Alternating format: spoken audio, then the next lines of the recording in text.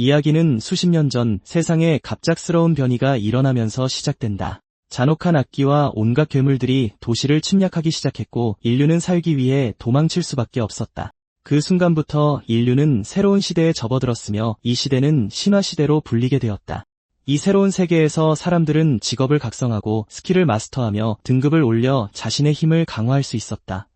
이 각성자들은 푸른 별 곳곳에 퍼진 괴물과 잔혹한 악기들에 맞서 싸웠고 남은 인류가 생존할 수 있는 공간을 개척했다. 의심할 여지 없이 신화시대는 각성한 능력자들의 시대가 된 것이다. 푸른 별, 그 중에서도 룽스 연방에 있는 하이청 고등학교에서는 이제 막 각성 의식이 시작되려 하고 있었다. 모든 학생들 앞에서 전투교관 류후는 오늘이 마침내 직업을 각성하고 진정한 능력자가 될 날이라고 선언했다. 또한 그는 이번 의식의 결과가 학생들의 미래와 직결되어 있다는 점을 분명히 했다. 그렇기에 그는 모두가 자신이 원하는 직업으로 각성하기를 진심으로 바랐다. 그 발표를 들으며 팡저우는 자신이 이 세계로 빙의한 지 벌써 18년이라는 시간이 흘렀다는 사실을 떠올렸다. 기나긴 기다림 끝에 마침내 그의 각성의 날이 다가온 것이다. 곧이어 류후가 그의 이름을 부르며 앞으로 나오라고 지시했다. 팡저우가 단상으로 걸어 올라가자 얼굴을 붉힌 몇몇 소녀들이 그가 과연 어떤 직업을 각성할지 궁금해하기 시작했다. 그중 한 명은 그의 외모와 분위기로 보아 10중 8구 사제일 것이라고 말했다. 다른 여학생도 동의하며 저렇게 잘생긴 애가 그 직업을 각성하지 않으면 완전한 낭비라고 맞장구 쳤다. 일부 남학생들은 그런 말들을 전혀 달갑게 여기지 않았다. 그중 한 남학생은 각성자는 결국 직업의 힘에 의존하는 법인데 팡저우의 외모가 도대체 무슨 소용이냐며 따져 물었다. 안경을 쓴 남학생도 즉시 그 말에 동의했다. 하지만 한 여학생이 그들이 단순히 팡저우의 잘생긴 외모를 질투해서 그렇게 말하는 것일 뿐이라며 쏘아붙였다. 팡저우가 다가오자 류후는 그의 프로필을 훑어보았다. 교관은 순교자의 고아인 그가 뛰어난 체력을 가졌고 학업에서도 최상위권 성적을 거두었다는 사실을 알고 있었기에 수많은 사람들이 그의 각성에 주목하는 것도 전혀 놀라운 일이 아니었다. 단상에 도착한 팡저우는 마법진 위에 손을 얹었다. 황금빛 마법진이 즉시 빛을 발하며 그의 두 눈을 크게 만들었다. 다음 순간 거대한 에너지가 사방으로 뿜어져 나왔다. 지켜보던 모두가 그 강렬한 반응을 알아챘고 팡저우가 엄청난 직업을 각성하는 것은 아닐지 기대하기 시작했다.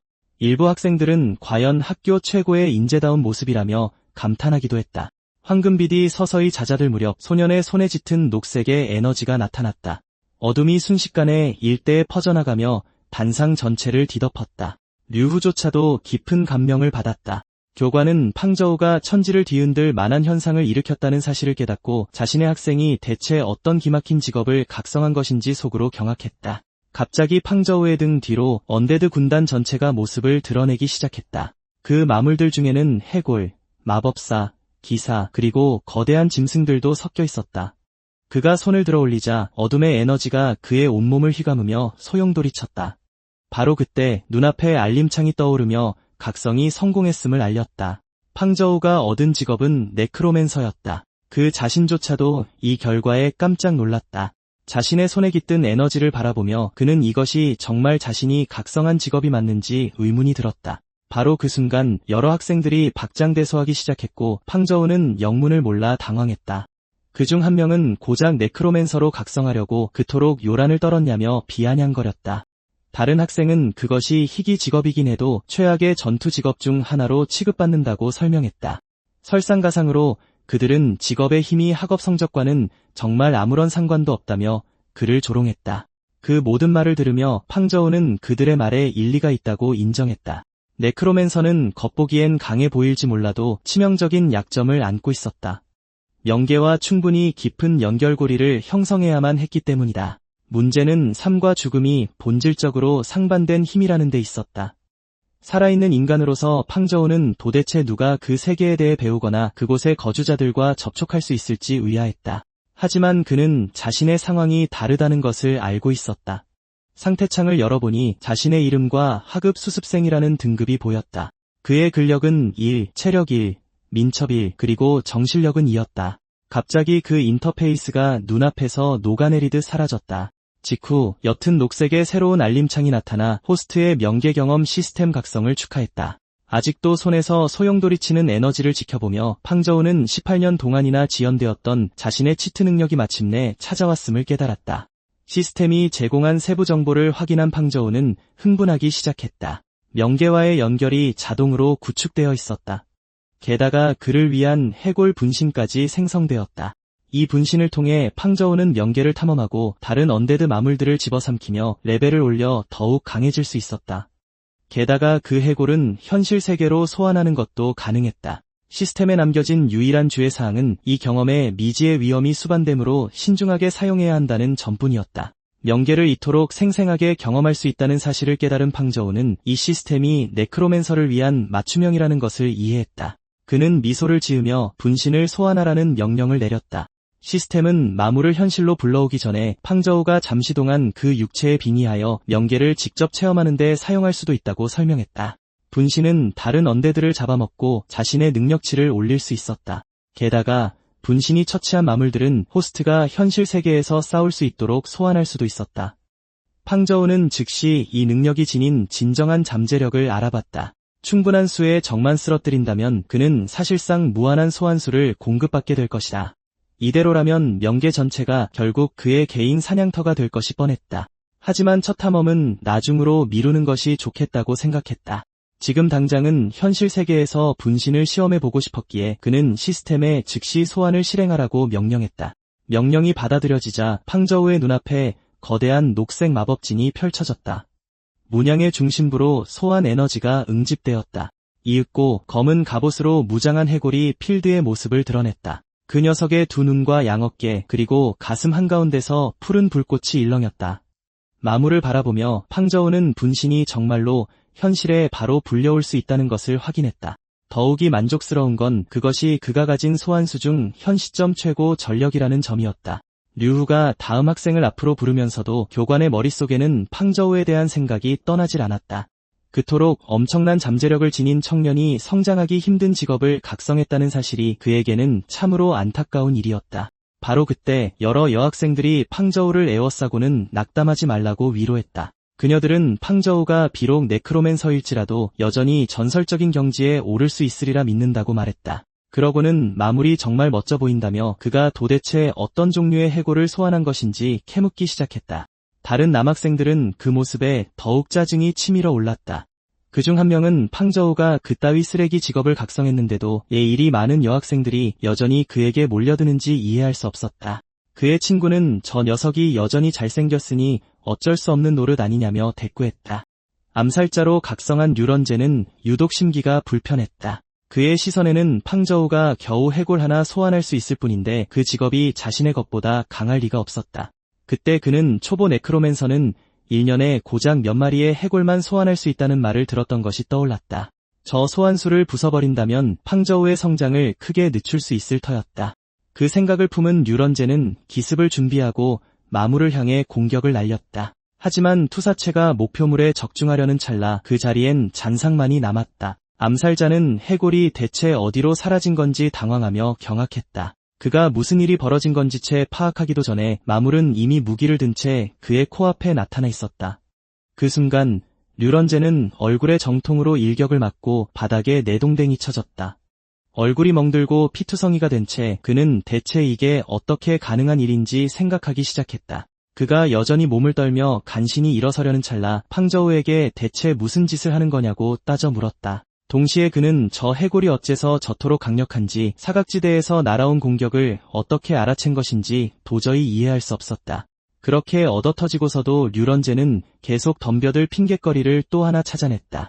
그는 네크로맨서의 소환수가 아무리 강하더라도 술자의 본체는 여전히 허약할 것이라고 생각했다. 팡저우가 진짜 약점이라고 굳게 믿은 암살자는 그에게 돌진하며 죽어버리라고 소리쳤다. 하지만 팡저우는 공격자의 팔을 쳐내고 그의 손목을 낚아챈 뒤 주먹을 쥐어보였다. 내리치기 전 그는 류런제에게 자신의 능력을 너무 과대평가하는 것 아니냐며 차갑게 물었다. 그런 다음 그는 녀석의 얼굴에 정통으로 강력한 주먹을 꽂아 넣었다. 그 충격으로 암살자는 바닥에 강하게 처박혔고 주변에 있던 학생들은 모두 아연실색했다. 류런지에는 피투성이가 된 채 반격할 힘도 없이 바닥에 쓰러져 있었다. 팡저우는 그 소란에 더 이상 신경 쓰지 않고 점점 지루해진다고 중얼거리며 자리를 뜨기로 했다. 소란스러운 소리를 듣고 류후가 무슨 일인지 확인하러 다가왔다.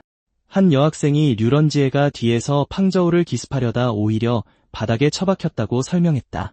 그 옆에 있던 여학생은 암살자가 단 한 방에 쓰러졌다는 사실에 충격을 금치 못했다. 다른 남학생들 역시 도저히 믿을 수 없다는 표정이었다. 다들 네크로맨서의 육체는 나약하다고 했지만 류런지에는 팡저우의 털끝 하나 건드리지 못했다. 친구들의 부축을 받으며 일어선 소녀는 라이벌을 향해 거기 서라고 소리치며 복수를 포기하지 않았음을 분명히 했다. 잠시 후 혼자 아파트로 돌아온 팡저우는 더 이상 방해할 사람이 없다고 판단하고 다시 시스템을 불러내 마침내 명계를 경험해보기로 했다. 인터페이스 창이 떠오르며 실현을 시작하겠냐고 물었다. 팡저우는 그곳을 직접 탐험하는 것이 네크로맨서에게 사실상 필수 코스라는 것을 알고 있었다. 운이 좋으면 다른 언데드 마물들을 집어삼켜 힘을 키울 수도 있었다. 하지만 모든 일이 과연 순조롭게 풀릴지는 의문이었다. 그 영역의 마물들은 몹시 위험했고 누가 누구를 잡아먹게 될지는 알 수 없는 일이었다. 팡저우는 위험과 보상이 비례한다는 것을 알았기에 시스템에 시작하라고 명령했다. 실현이 준비되는 동안 그는 이 힘을 얻기 위해 18년을 기다려왔으며 강해질 수 있는 이 엄청난 기회를 헛되이 날리지 않겠다고 다짐했다. 이내 시스템이 준비가 완료되었다고 알렸다.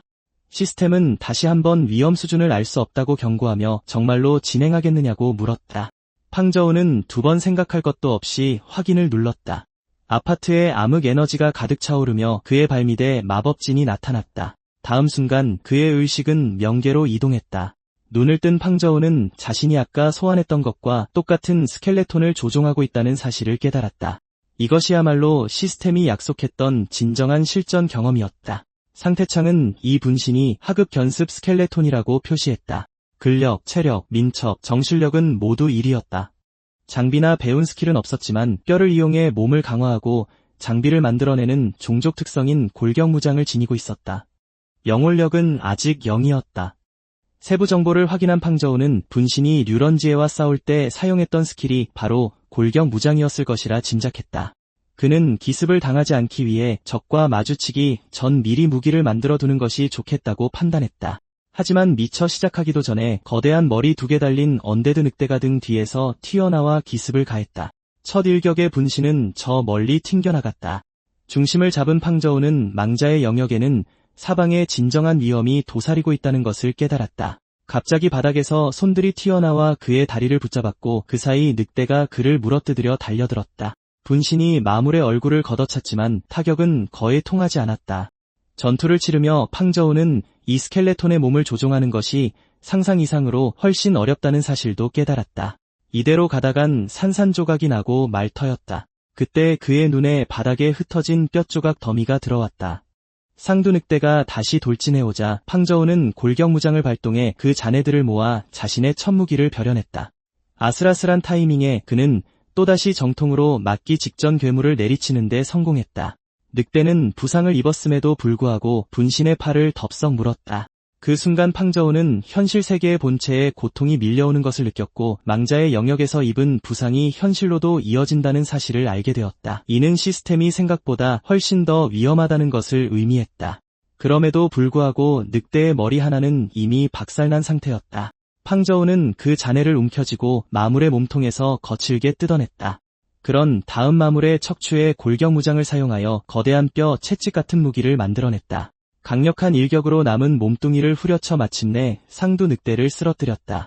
전투가 끝난 후 팡저우는 골격무장이 예상보다 훨씬 더 유용하다는 사실을 깨달았다. 바로 그때 사체에서 푸른 불꽃이 피어오르기 시작했다. 그게 무엇인지 몰랐던 팡저우는 확인하기 위해 가까이 다가갔다. 돌연 스켈레톤의 몸이 극심한 허기를 느끼며 그 에너지를 집어삼키고 싶다는 본능적인 충동에 휩싸였다. 분신이 마물의 영혼의 불꽃을 삼키자 시스템이 능력치 상승을 알렸다. 근력은 1에서 1.1로 올랐고 체력, 민첩, 정신력은 그대로 1에 머물렀다. 거기에 영혼력까지 얻었다. 팡저우는 근력 상승이 골격무장의 효과 덕분이라는 걸 깨달았고 이 새로운 자원이 어디에 쓰이는지 알고 싶어졌다. 시스템은 영혼력이 영혼의 에너지에서 변환된 것이며 스킬 연역, 잠재력 향상, 장비 업그레이드에 사용할 수 있다고 설명했다. 다시 말해 팡저우는 망자의 영역을 탐험하며 마물들을 학살하고 그들의 영혼을 삼켜 끊임없이 진화할 수 있었다. 사냥을 계속하는 한 이 세계에서 그의 성장은 사실상 한계가 없을 터였다. 이내 또 다른 언데드 마물이 그의 앞에 나타났다. 단검을 상수법으로 쥐고 있는 스켈레톤이었다. 시스템은 이 마물이 지능이 없고 뼈대가 연약하며 가장 큰 약점이 영혼의 불꽃에 있다고 알려주었다. 팡저우는 골격무장을 발동해 단 일격에 적을 꿰뚫어버렸고 민첩성과 영혼력을 상승시켰다. 그 후로도 그는 사냥을 계속하며 언데드를 여럿 더 해치웠다. 수많은 승리를 거뒀음에도 그는 여전히 만족하지 못했다. 이제 분신은 근력 3, 민첩 2, 체력 2, 정신력 2에 영혼력 10을 갖추게 되었지만 팡저우는 자신이 훨씬 더 강해질 수 있다는 걸 알았다. 잠시 후 그의 의식은 학교 복도에서 눈을 감고 있던 본체로 돌아왔다. 팡저우는 여전히 몰입한 채 계속 강해질 수 있다고 나지막이 중얼거리다가 누군가 자신을 톡톡 치며 이름을 부르는 것을 느꼈다. 정신을 차린 그는 곁에 있는 바이샤오산을 보고 여기에 있느냐고 물었다. 그에게 다가왔던 바이샤오산은 그의 손에 묻은 피를 보고 깜짝 놀랐다. 그녀는 분신과의 연결고리를 몰랐기에 팡저우가 천대받는 클래스로 각성한 탓에 자해를 하고 있다고 오해했다. 그는 그저 살짝 긁힌 것뿐이라고 설명하려 했지만 그녀는 영 믿지 못하는 눈치였다. 팡저우는 곧 명상 수업이 시작될 시간이라며 얼른 교실로 돌아가야 한다고 상기시켰다. 바이샤오산도 고개를 끄덕였지만 자리를 뜨기도 전에 그가 기침을 하기 시작했다. 걱정이 된 그녀는 괜찮냐고 물으며 양호실로 데려다주겠다고 제안했다. 팡저우는 그럴 필요 없다고 고집을 부렸다. 숨을 고르며 그는 망자의 영역에 들어가는 것이 현실의 몸에도 무리를 준다는 사실을 깨달았다. 이를 확인시켜주듯 시스템 메시지가 떠올라 호스트는 신체 상태에 주의를 기울여 한계를 넘지 않도록 해야 한다고 경고했다. 상태창을 확인하던 팡저우는 또 다른 놀라운 사실을 발견했다. 본체의 능력치 또한 상승해 있었던 것이다. 근력은 1.2에 도달했고 다른 능력치들도 향상되었다. 바이샤오산이 정말 괜찮은 거냐고 다시 물었지만 팡저우는 주변 상황에 신경 쓸 겨를이 없었다. 인터페이스에 스킬 연역 기능이 표시되자 그는 최상위 각성자들처럼 자신만의 기술을 창조해낼 수 있을지 기대감에 부풀었다. 얼마 지나지 않아 두 사람은 교실에 도착했다. 교실 앞에 선 천홍이는 자신을 하급 실버 랭크 화염 마법사라 소개하며 명상 수업을 담당할 교사라고 설명했다. 그녀는 각 클래스마다 고유한 기본 명상법이 있다며 학생들에게 명상을 통해 클래스 스킬을 발현하라고 지시했다. 또한 이 훈련은 영적 힘을 길러주며 이는 모든 스킬을 발동하고 유지하는 근간이 된다고 설명했다. 그럼에도 천홍이는 모두에게 너무 서두르지 말라고 당부했다. 단번에 성공하지 못하는 것이 지극히 정상이었기 때문이다. 아무리 재능 있는 그녀조차 초기 단계를 간신히 넘기는 대만보름이 걸렸으니 말이다. 교사의 설명이 이어지는 동안 시스템은 팡저우에게 스켈레톤 명상법 학습을 시작하겠냐고 물었다. 그는 망설임 없이 확인을 눌렀다.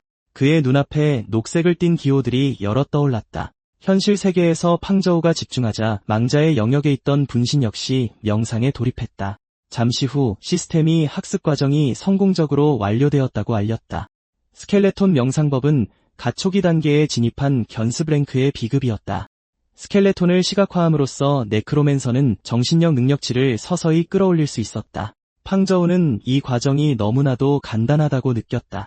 그에게 스켈레톤을 시각화하는 것은 이미 머릿속에 완벽히 각인된 자신의 분신을 바라보는 것과 다를 바가 없었기 때문이다. 게다가 팡저우가 망자의 영역에서 마물을 조종하지 않을 때면 분신이 알아서 자동으로 명상을 수행했다. 사실상 이는 그의 수련이 24시간 내내 멈추지 않고 계속된다는 뜻이었다. 그에게 있어 시스템은 네크로맨서에게 완벽한 신체를 진정으로 창조해준 셈이었다. 곧이어 정신력이 상승해 이제 다시 망자의 세계로 들어갈 수 있다는 새로운 알림이 떴다. 팡저우는 한 번 들어갈 때마다 정신력이 소모된다는 걸 이해했고 본체든 분신이든 훈련을 게을리할 수 없었다. 눈을 감자 그의 의식은 다시 해골로 돌아갔다. 분신이 또 다른 언데드를 쓰러뜨리며 체력 0.1과 영혼력 0.1을 추가로 얻었다.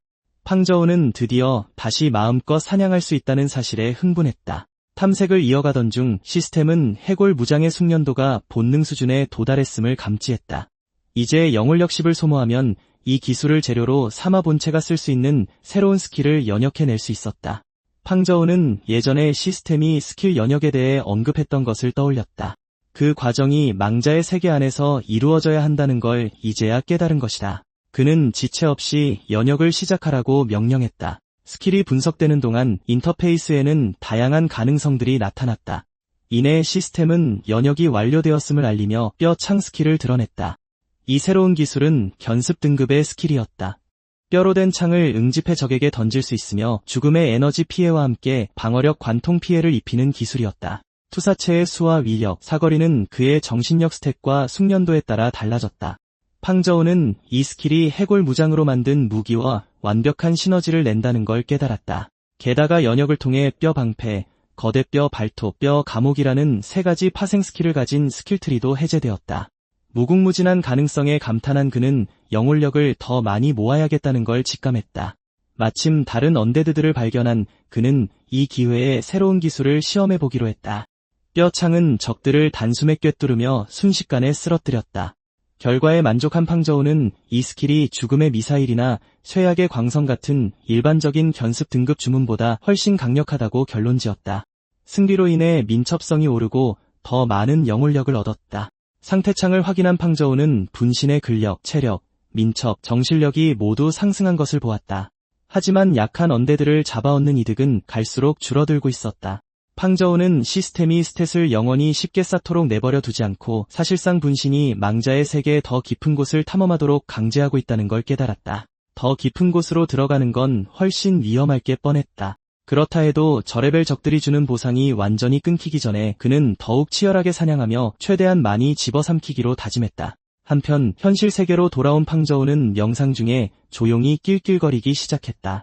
천홍이는 그 모습이 의아했다.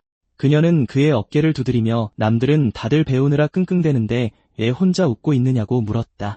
관심을 다시 교실로 돌린 팡저우는 허를 찔려 무슨 말을 해야 할지 몰랐다. 류런제는 그 정막을 틈타 비웃으며 네크로맨서는 그저 제대로 명상을 할 수 없을 뿐이라고 선생님에게 말했다. 몇몇 반 친구들도 그를 조롱하기 시작했다. 팡저우가 각성한 클래스는 희귀하긴 해도 성장시키기 어렵기로 악명 높았기에 그들에겐 전혀 놀라운 일이 아니었다. 팡저우는 그 도발에 대꾸하지 않고 묵묵히 침묵을 지켰다. 천홍이는 그의 클래스의 명상이 얼마나 어려운 일인지 이해하지만 그렇다고 시도조차 안 해보고 포기해선 안 된다고 설명했다. 반 전체가 열심히 노력하고 있는데 그 혼자만 시간을 낭비하고 있다는 것이었다. 선생님은 본보기로 류런제를 가리키며 팡저우에게 동급생이 얼마나 열심인지 보라고 말했다. 단 한 번의 수업 만에 그 암살자는 이미 단검 손잡이의 일부를 시각화하는 데 성공했다. 류런제는 의기양양하게 자신이 명상법의 3분의 1을 터득했다고 밝히며 이 정도 속도면 천재나 다름없다고 호언장담했다. 그는 시익 웃으며 팡저우가 네크로맨서와 다른 클래스 간의 압도적인 격차를 드디어 깨달았을 거라고 생각했다. 하지만 팡저우는 그저 미소를 지으며 그 정도 속도면 사실 꽤 평범한 편이라고 대꾸했다. 그 대답에 반 전체가 경악했고 단단히 화가 난 류런제가 자리를 박차고 일어났다.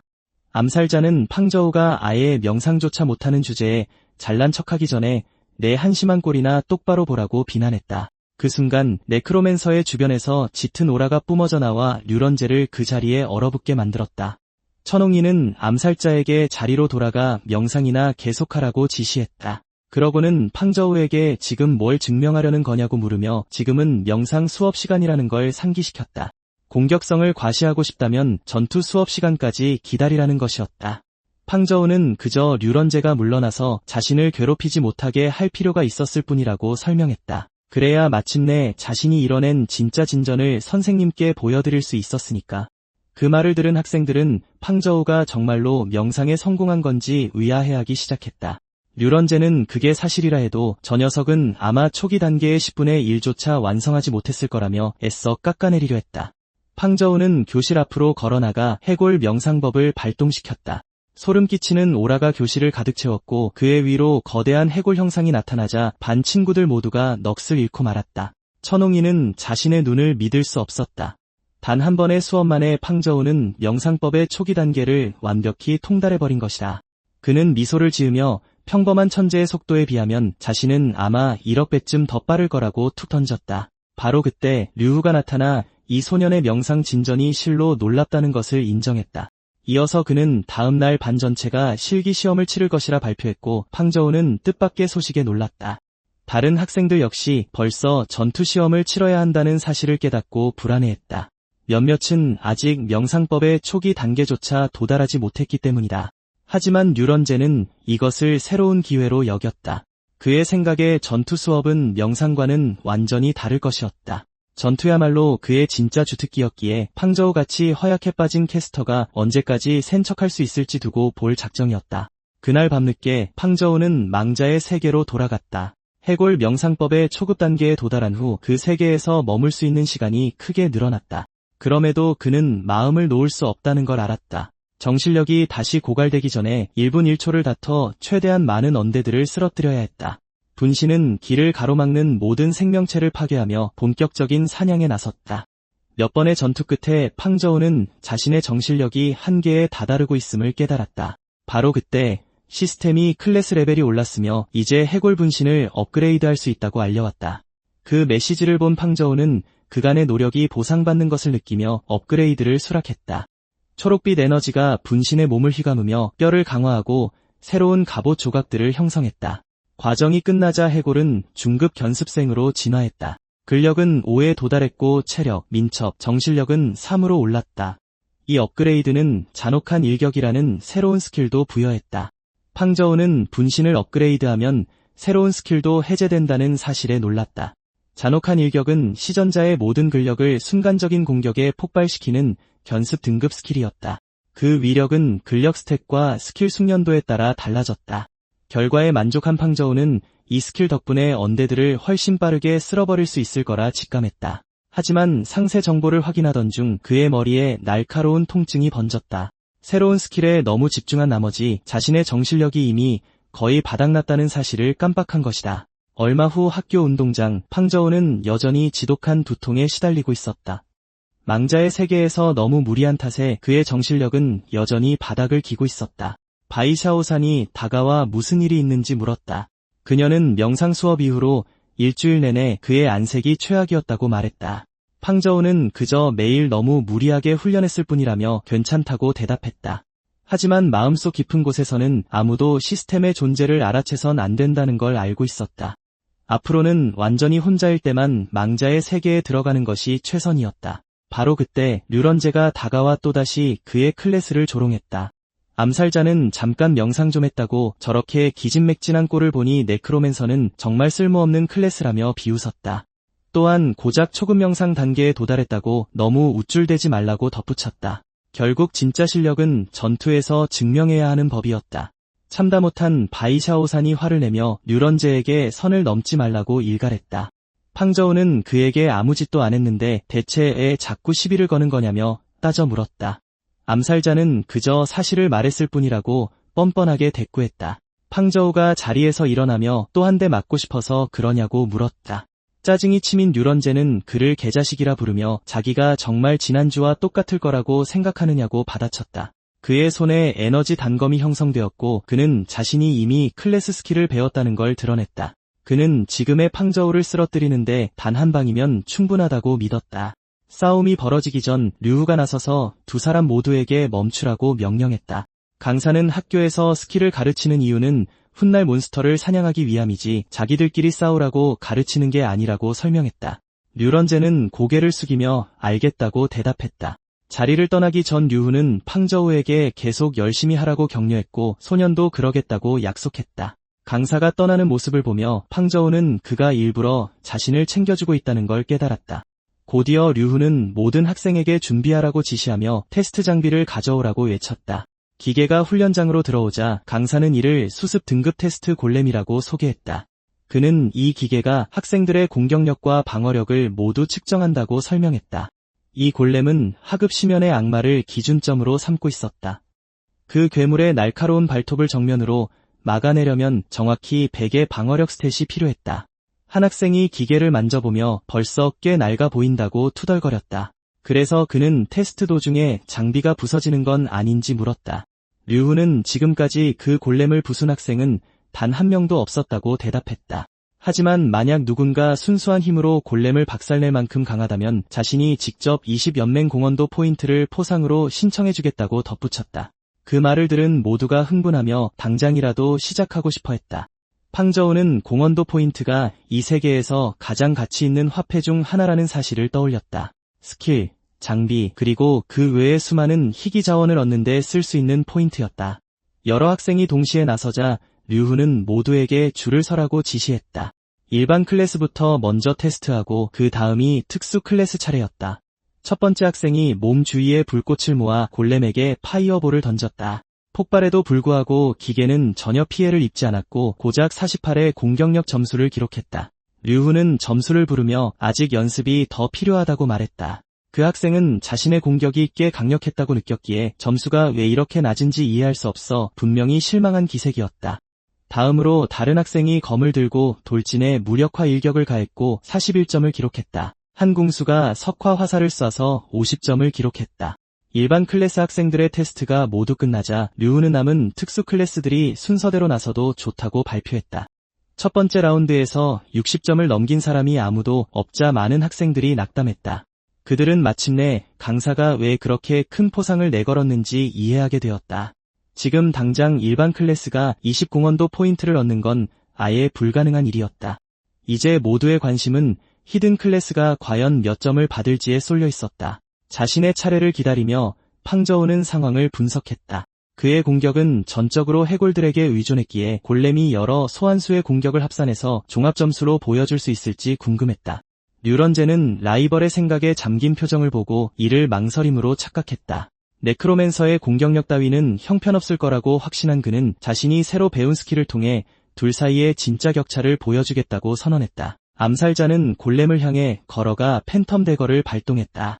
일격이 기계에 적중하며 80의 공격력 점수를 기록했고 무리에서 감탄사가 터져나왔다. 테스트를 마친 후 류런제는 팡저우를 똑바로 쳐다보며 똑똑히 봤냐고 물었다. 그는 자신감에 찬 얼굴로 그것이 바로 히든 클래스 팬텀 어쌔신의 진정한 힘이라고 호언장담했다. 바이샤오산이 친구를 변호하며 나서서 류런제에게 왜 그렇게 거만하게 구냐고 따졌다. 어차피 우리 반에서 히든 직업을 가진 학생은 그 혼자만이 아니었으니까. 직후 류후는 다음 테스트를 위해 예판을 호명했다. 그가 앞으로 나서자 학생들은 그가 데몬 헌터로 각성했다는 사실을 떠올렸다. 각성 의식 직후 학교 고위층이 예판을 스카우트해 오직 그만을 위한 전담 연구 그룹까지 꾸려졌다는 소문이 파다했다. 한 여학생은 그런 대우가 얼마나 부러운지 말하며 과연 그의 공격력 점수가 몇 점이나 나올지 궁금해했다. 예판은 무기를 소환해 앞으로 돌진하며 복수의 일격을 날렸다. 첫 번째 타격은 고작 65점을 기록했고 반 학생들은 어리둥절해했다. 몇몇 학생들은 일반 클래스와 크게 다를 바 없는 점수라고 수근거렸다. 하지만 예판의 눈이 번쩍였고 그는 아직 끝나지 않았다고 경고했다. 그의 스킬은 콤보로 들어갔고 이어진 연타의 점수는 69, 88로 치솟더니 마침내 정확히 100점을 찍었다. 류후는 예판의 공격력이 100점에 도달했다고 발표했다. 그 콤보를 지켜보던 팡저우는 골렘이 다단 히트를 종합적인 총합으로 계산한다는 사실을 확신했다. 그렇다면 해골들을 이용해 저 기계를 부수는 건 그리 어렵지 않은 일일 터였다. 테스트를 마친 예판은 반에서 자신의 점수를 깰 수 있는 사람은 없어 보인다고 자신만만하게 말했다. 가장 먼저 불평을 터뜨린 건 류런제였다. 그는 예판이 여러 번의 공격을 중첩했기 때문에 그런 점수를 얻은 거라며 여러 번 때려도 되는 줄 알았다면 자기도 똑같이 했을 거라고 우겼다. 바이샤오산이 콤보 스킬을 금지하는 규칙은 없다고 반박했다. 말싸움이 계속되기 전에 류후가 다음 테스트를 위해 그녀를 불러냈다. 바이샤오산은 자신도 히든 클래스로 각성했으니 모두의 앞에서 창피를 당할 순 없다고 생각하며 기운을 끌어모았다. 그녀는 골렘을 향해 돌진했지만 점수는 고작 31점이었다. 그녀는 그토록 낮은 수치에 좌절했다. 류런제는 큰 소리치더니 고작 그게 다냐며 비웃었다. 그래도 그녀의 클래스가 데미지를 넣기보다는 주로 서포트에 특화되어 있다는 점을 생각하면 당연한 결과였다. 다음으로 불린 사람은 폭풍 마법사인 구츠추였다. 그는 바람 에너지 블래스트를 연사해 72점을 기록했다. 이어서 대지의 기사 자오이안이 방패 갑옷을 두르고 앞으로 돌진해 69점을 냈다. 다음은 헤비 해머 워리어로 각성한 천융 차례였다. 그는 거대한 망치 일격을 가해 84점을 기록했다. 결과를 본 학생들은 특수 클래스의 공격력이 일반 클래스보다 훨씬 강하다는 사실을 인정할 수밖에 없었다. 하지만 예판을 제외하면 아무도 100점에 도달하지 못했고 골렘을 파괴해 류후의 포상을 받아내는 건 꿈도 꿀 수 없었다. 바로 그때 누군가 테스트를 받아야 하리든 클래스 유저가 한 명 더 남아있다는 사실을 떠올렸다. 바로 네크로맨서 팡저우였다. 그 말을 들은 류런제는 네크로맨서 따위에게 정말로 뭔가를 기대하느냐며 코웃음을 쳤다. 그는 팡저우가 아마 10점도 못 낼 거라며 그 뼈다귀들이 제대로 서 있을 수나 있겠느냐고 조롱했다. 팡저우가 그에게 정말 그렇게 확신하냐고 물었다. 암살자는 한술 더 떠서 만약 네크로맨서가 정말로 골렘을 파괴한다면 자기가 직접 그 골렘을 씹어 먹어주겠다고 호언장담했다. 조롱을 무시한 채 팡저우는 침착하게 테스트 구역으로 걸어갔고 모두에게 뒤로 몇 걸음 물러나 달라고 부탁했다. 류런제는 그가 무슨 꿍꿍이인지 전혀 알 수 없어 무슨 장난이라도 치려는 거냐고 물었다. 팡저우는 희미한 미소와 함께 장난이 아니라고 대답했다. 그가 막 사용하려는 스킬은 그저 공간이 조금 더 필요할 뿐이었다. 그 순간 그의 몸통 주위로 유령 같은 사슬이 나타나고 훈련장 곳곳에 소환진이 활짝 열렸다. 10마리의 해골 병사가 진영을 갖추고 등장하자 반 전체가 경악에 빠졌다. 학생들은 각 각성한 수습 등급의 네크로맨서가 소환할 수 있는 해골은 보통 2마리뿐이라는 사실을 떠올렸다. 팡저우가 어떻게 단번에 10마리를 끌어냈는지 그 누구도 이해하지 못했다. 류후조차도 경악을 금치 못했다. 그는 역사상 가장 재능 있는 네크로맨서로 불리는 수신엔조차 각성 직후에는 해골을 5마리밖에 소환하지 못했다는 사실을 기억했다. 그 둘을 비교하며 강사는 팡저우가 그녀보다 더 뛰어난 재능을 가진 건 아닌지 의심하기 시작했다. 모두가 그 진영을 뚫어져라 쳐다보는 사이 팡저우는 역시 힘을 숨기길 잘했다고 속으로 생각했다. 만약 자신이 실제로 부릴 수 있는 소환수를 전부 보여준다면 너무 많은 관심을 끌어 불필요한 문제를 일으키게 뻔했다. 그리고 그는 공격 명령을 내렸다. 해골들은 엄청난 속도로 돌진했고 류런제조차 허를 찔릴 정도였다. 녀석들은 차례대로 골렘을 포위하더니 무자비하게 내리치기 시작했다.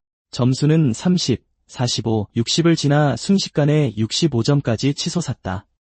일부 학생들은 팡저우가 거창하게 등장한 것 치고는 아직 점수가 그리 인상적이지 않다고 수군댔다. 다른 학생은 많은 전사들도 65점조차 달성하지 못한다며 벌써 훌륭한 수치라고 반박했다. 그럼에도 또 다른 클래스메이트는 팡저우가 해골을 10마리나 쓰고 있으니 소환수 개별 데미지는 꽤 낮은 셈이라고 지적했다. 류런제가 다시 웃음을 터뜨리며 고작 그게 다냐고 비아냥거렸다. 그의 옆에 있던 녀석은 평균적으로 해골 한 마리가 공격력 10도 못 내는 셈이라고 계산했다. 팡저우는 이제 막 시작일 뿐이니 성급하게 결론 짓지 말라고 그들에게 말했다. 류런제는 그게 무슨 소리냐며 설마 그따위 형편없는 결과로 계속 발버둥 칠 생각이냐고 따져 물었다. 팡저우는 손가락을 튕기며 해골 10마리로 부족하다면 그냥 2배로 늘려 20마리로 만들면 그만이라고 대답했다. 또 다른 소환수 무리가 순식간에 나타났다. 학생들은 방주가 처음부터 힘을 숨기고 있었다는 사실을 깨닫고는 말문이 막혀버렸다. 몇몇은 역사상 그 어떤 네크로맨서도 각성 직후에 저토록 많은 수를 조종한 적이 거의 없었다며 경악했다. 백소사는 환호하며 방주가 해낼 줄 알았다고 외쳤다. 새로운 명령을 받은 29의 스켈레톤이 일제히 공격을 퍼부었고 점수는 하늘 높은 줄 모르고 치솟았다. 84, 97, 그리고 108. 무자비한 맹공격에 골렘의 몸체에 금이 가기 시작했다. 잠시 후 훈련장 전체를 뒤흔드는 거대한 폭발이 일어나며 기계 파편이 사방으로 흩날렸다. 매캐한 연기가 거치고 망가진 디스플레이에는 999라는 숫자가 떠올랐다. 방주는 그저 100을 넘긴 것이 아니었다. 그는 기계의 최대 한계치를 완전히 초과해버린 것이다. 모두가 망연자실했다. 학생들은 각 각성한 자가 어떻게 이토록 미친 결과를 낼 수 있는지 경악을 금치 못했다. 그들에게 방주는 평범한 신입생의 수준을 아득히 뛰어넘은 존재로 보였다. 유인걸은 입을 떡 벌린 채 그 자리에 얼어붙었다. 시험 전에 그는 방주가 정말로 골렘을 파괴한다면 그 골렘을 씹어먹겠다고 큰 소리쳤던 것이다. 그래서 이 네크로맨서는 기계의 머리통을 주워 그에게 다가가 이제 식사를 시작해도 좋다고 서늘하게 말했다. 암살자는 완전히 할 말을 잃고 더듬거리기 시작했다. 방주는 내기를 지키고 싶지 않다면 그것도 괜찮다고 차갑게 내뱉었다. 싸늘한 눈빛으로 그는 유인걸에게 당장 눈앞에서 꺼지고 다시는 귀찮게 하지 말라고 경고했다. 굴욕감에 차 도망치듯 자리를 떠나며 유인걸은 아직 끝난 게 아니라며 다음번엔 반드시 방주가 대가를 치르게 하겠다고 맹세했다. 백소산이 친구에게 달려와 그의 강함을 열렬히 칭찬했다. 그의 엄청난 성장 속도에 감탄하며 그녀는 자신도 빨리 레벨업할 수 있게 도와달라고 방주에게 졸랐다. 진실을 밝힐 수 없었던 그는 그저 표준적인 명상 훈련을 했을 뿐이라고 둘러댔다. 유호 또한 다가와 그의 활약을 칭찬하며 방주 덕분에 정말 눈을 떴다고 말했다.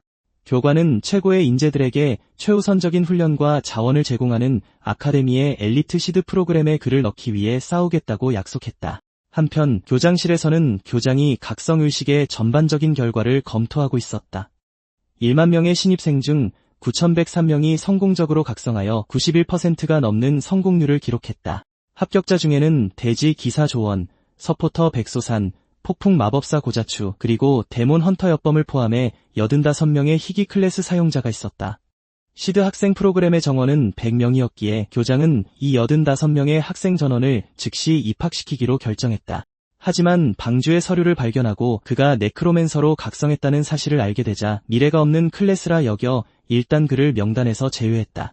얼마 후 유호가 다급히 보고할 일이 있다며 교장실로 들어왔다. 책상으로 다가간 그는 교장이 검토 중이던 학생들의 서류를 보게 되었다. 그는 방주의 보고서를 집어들고 이 소년을 학교의 시드 학생 프로그램에 포함시켜야 한다고 강력히 추천했다. 교장은 네크로맨서 클래스가 이론적으로는 엄청난 잠재력을 가지고 있다는 점을 인정하면서도 현실적으로 그 힘을 키우는 것은 항상 극도로 어렵다는 것이 증명되었다고 반박했다.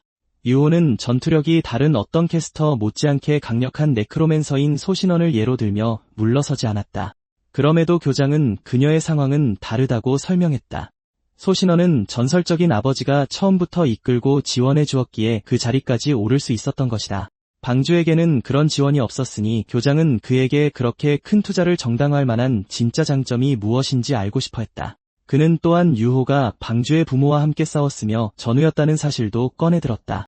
교장은 소년의 부모가 연방의 진정한 영웅임을 인정했지만 교관에게 사사로운 감정에 휘둘려 추천을 해서는 안 된다고 경고했다. 시드 학생 프로그램에 들어가는 것은 단순히 특별한 자원을 얻는 것만을 의미하지 않았다. 그것은 무거운 책임도 수반하는 일이었고 학교는 선택된 모든 학생이 투자할 만한 가치가 있는지 확실히 해야 했다. 유호는 그 결정의 무게를 이해하기에 더더욱 방주를 추천하는 것이라고 대답했다. 그러고는 교장이 직접 결과를 확인할 수 있도록 명상과 전투 수업의 보고서를 건네주었다.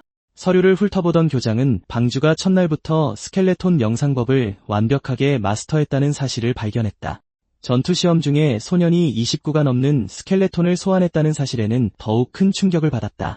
유호는 이런 재능이라면 방주가 네크로맨서의 역사에 새로운 장을 쓸 가능성이 충분하다고 단언했다. 잠시 생각에 잠겼던 교장은 교관에게 이 문제는 일단 덮어두자고 말했다. 당장 방주를 프로그램에 넣지는 않겠지만 최종 결정을 내리기 전에 시뮬레이션 전장에서 소년의 기량을 지켜보겠다고 동의했다. 유호가 사무실을 떠난 후 교장은 다시 방주의 서류를 응시했다. 이제 정말 호기심이 동한 그는 이 소년이 또 어떤 패를 숨기고 있는지 보고 싶어졌다. 한편 학교 안뜰에서 백소산이 방주에게 다가가 첫 전투 수업에서 어떻게 그렇게 많은 스켈레톤을 소환할 수 있었는지 물었다. 소년은 그저 몇 마리 더 소환했을 뿐이라며 대수롭지 않게 대답했다. 그녀는 지나친 겸손은 오히려 자랑이나 다름없다며 농담을 건넸다. 방주는 어색하게 웃으며 정말로 그렇게 대단하다고 생각하지 않았다고 우겼다. 자신의 분신의 힘을 떠올리며 그는 지금까지 보여준 것이 자신의 진정한 힘의 아주 작은 파편에 불과하다는 사실을 절대 밝힐 수 없다는 것을 알았다. 바로 그때 누군가 그의 이름을 불렀다. 다가온 것은 역범이었고 그는 자신이 지금껏 누구에게도 뒤진 적이 없다고 당당하게 선언했다. 일반의 모든 학생을 지켜본 후 그는 방주만이 자신의 라이벌이 될 자격이 있다고 결론을 내린 것이었다. 방주와 백소사는 당혹스러운 표정을 주고받았다. 흥미를 잃은 두 사람은 발길을 돌렸고 네크로맨서는 이렇게 유난스러운 사람의 도전을 받아들일 마음이 없다며 사과했다. 백소산 역시 엿범이 꽤 이상한 사람 같다고 한마디 거들었다. 엿범은 잠시 기다려달라며 그저 평범한 도전을 하려는 게 아니라고 설명했다.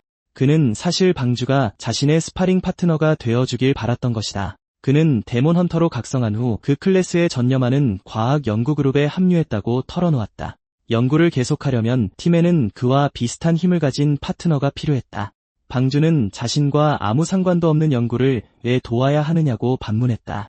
그러자 엿범은 2주간의 스파링 조건으로 숙식 제공과 함께 공원도 10포인트를 제시했다. 그 제안을 듣자마자 방주는 즉시 수락하며 좋은 거래를 하게 되어 기쁘다고 말했다.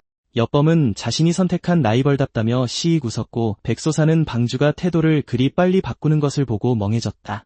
시간을 지체할 것 없이 엿범은 당장 자신을 따라오라고 말했다. 그의 뒤를 따르며 백소사는 방주에게 왜 그렇게 쉽게 승낙했는지 물었다.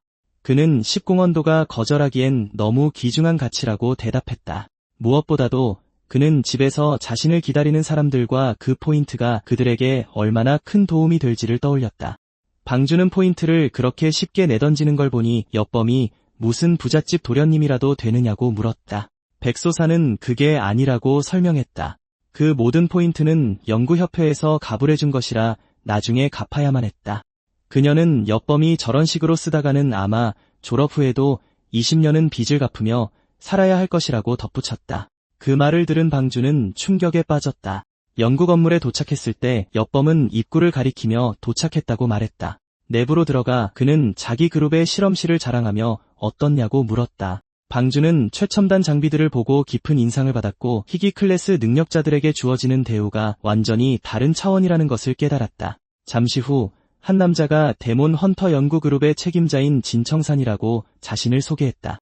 그는 실버 랭크의 질풍 레인저였다. 방주는 교관에게 인사하며 그의 기계 의수에 눈길이 머물렀다. 비록 지금은 연구와 병참 분야에서 일하고 있었지만 진청산은 여전히 최전선에서 수많은 전투를 겪어낸 자 특유의 날카로운 기백을 뿜어내고 있었다.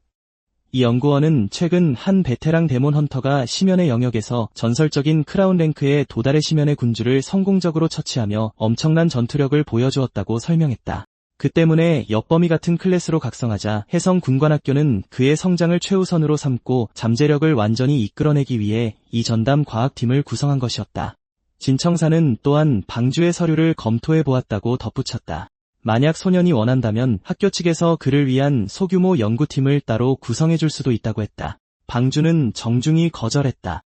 마음속으로는 졸업 후 20년 동안 빚더미에 허덕이며 엿범처럼 될 생각은 추호도 없었다. 게다가 연구원들이 자신의 능력을 너무 자세히 파고들게 둔다면 결국 시스템이 발각될지도 모를 일이었다. 진청사는 그의 선택을 존중하며 실전 전투 테스트부터 시작하자고 제안했다. 그러고는 실험실 아래층에 위치한 경기장으로 그들을 안내했다. 교관은 최고 수준의 안전 조치가 마련되어 있으니 두 학생 모두 목숨을 걸지 않고도 전력을 다해 싸울 수 있다고 설명했다.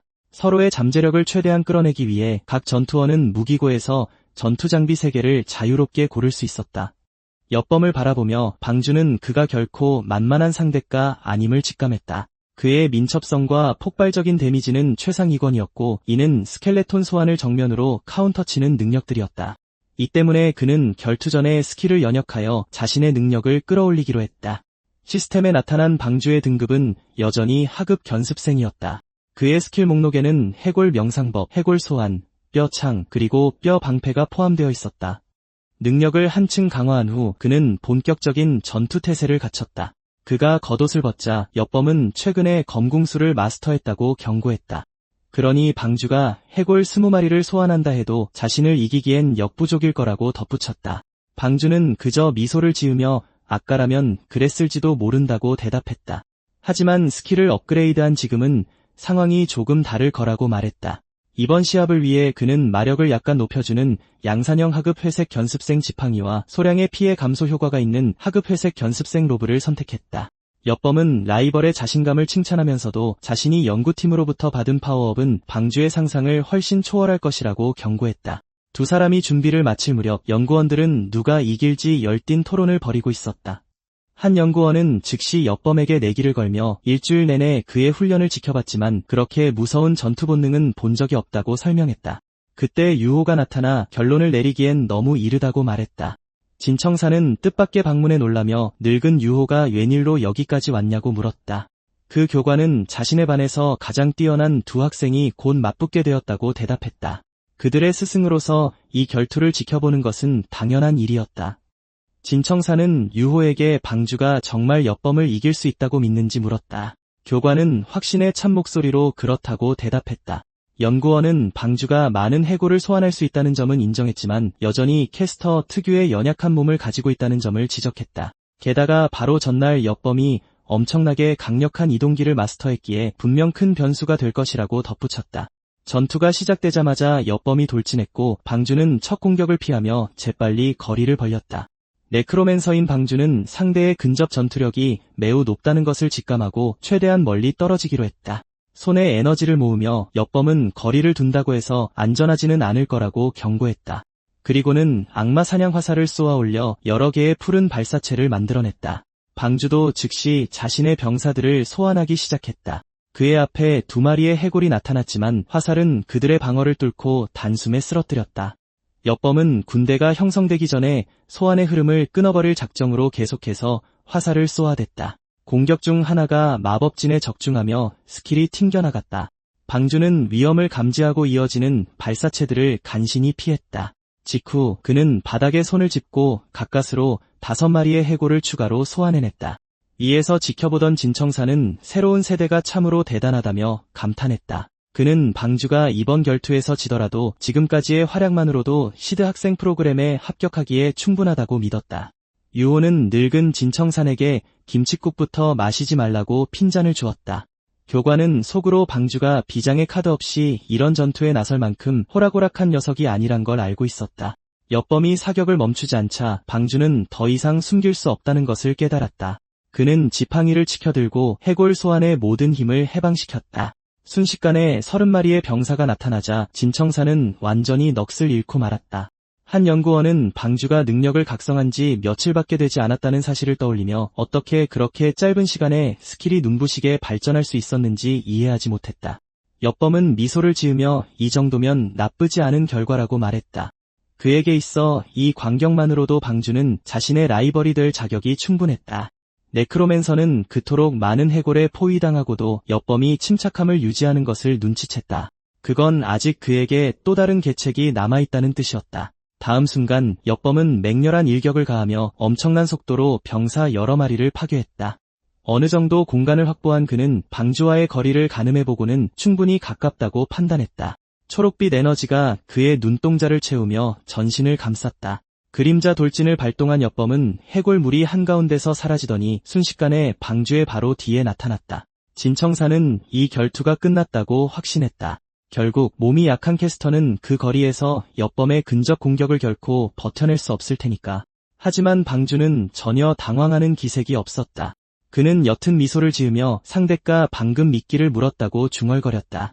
엿범이 공격을 퍼부었지만 그들 사이에 거대한 뼈 방패가 솟아올라 일격을 완벽히 막아내고 그를 튕겨냈다. 깜짝 놀란 데몬 헌터는 대체 그 스킬이 뭐냐고 물었다. 유호는 그것이 네크로맨서의 새로운 기술임을 단번에 알아챘고 진청사는 방주가 스스로 또 다른 스킬을 터득했다는 사실을 믿을 수 없었다. 방주는 사과하며 엿범이 자신의 상상 이상으로 강하다고 인정했다. 그렇기에 약간의 전술을 쓸 수밖에 없었다고 덧붙였다. 지팡이로 바닥을 툭 치자 그는 해골들 사이로 감쪽같이 섞여 들어갔다. 진청사는 마침내 그 속임수를 눈치챘고 유호는 녀석의 전술이 참으로 교활하다며 미소 지었다. 방주가 광학 위장천을 사용해 자신의 소환수들 사이에 몸을 숨긴 것이었다. 거의 똑같이 생긴 형상들에 둘러싸인 엿범은 진짜 네크로맨서가 어디 있는지 도무지 찾을 수 없었다. 그는 해골들을 닥치는 대로 부수며 방주에게 당장 모습을 드러내라고 소리쳤다. 이대로라면 서서히 기력을 잃고 패배할 것임을 깨달은 그는 결국 가장 강력한 기술을 쓰는 것만이 유일한 방법이라는 결론을 내렸다. 엿범의 주위로 에너지가 폭발하며 여러 마리의 해골들이 튕겨나갔다. 유호는 그가 벌써 그 정도 수준의 스킬을 배웠다는 사실에 놀라움을 금치 못했다. 진청사는 그 기술이 쿨타임은 매우 길지만 엄청난 폭발력을 자랑하며 엿범이 포위망에서 벗어날 수 있게 해준다고 설명했다. 공중으로 솟아오른 데몬 헌터는 유독 다르게 생긴 해골 하나를 발견하고 저것이 틀림없이 방주일 것이라 확신했다. 그는 모든 에너지를 끌어모아 천상의 낙하 일격을 준비하며 라이벌에게 자신의 공격을 받아보라고 외쳤다. 엿범이 전속력으로 내리꽂혔고 그의 천상의 낙하 일격이 목표물에 정확히 적중했다. 그 충격으로 경기장 전체에 굉음이 메아리쳤고 거대한 먼지 구름이 피어올랐다. 해골들 사이에서 아직 위장 중이던 방주조차 그 공격의 위력에 감탄할 정도였다. 가장 강력한 기술을 사용한 뒤 숨을 헐떡이면서도 엿범은 방주가 진정으로 강하다는 것을 인정했다. 하지만 그에게도 자존심이 있었기에 패배를 받아들이려 하지 않았다. 자신이 진짜 상대를 명중시켰다고 믿은 그는 결투가 죽음으로 끝나는 것을 원치 않아 서둘러 위료진을 불렀다. 위에서는 진청산, 유호 그리고 백효산이 놀란 표정으로 그 모든 광경을 지켜보고 있었다. 엽범은 자신을 바라보는 그들의 시선을 느끼고 무언가 잘못되었음을 직감했다. 그것은 결코 승자를 향한 시선이 아니었다. 자신이 공격한 표적을 다시 돌아본 그는 그 몸이 바스러지기 시작하는 것을 보았다. 그제야 그는 자신이 방주가 아닌 위장한 또 다른 해골을 맞췄다는 사실을 깨달았다. 그 순간 엽범은 모든 전략의 전말을 이해했다. 방주는 그저 자신을 해골로 위장한 게 아니었다. 그는 자신의 소환수 중 하나를 본체처럼 꾸며 상대를 완벽하게 속이기 위한 이중 위장을 만들어낸 것이었다. 그가 미처 반응하기도 전에 해골 하나가 그의 다리를 덥석 잡았다. 진짜 방주가 그의 바로 뒤에 나타나 지팡이를 겨누며 이기게 해줘서 고맙다고 말했다. 더 이상 싸울 기력이 남아있지 않았던 엽범은 무기를 떨어뜨리고 패배를 인정했다.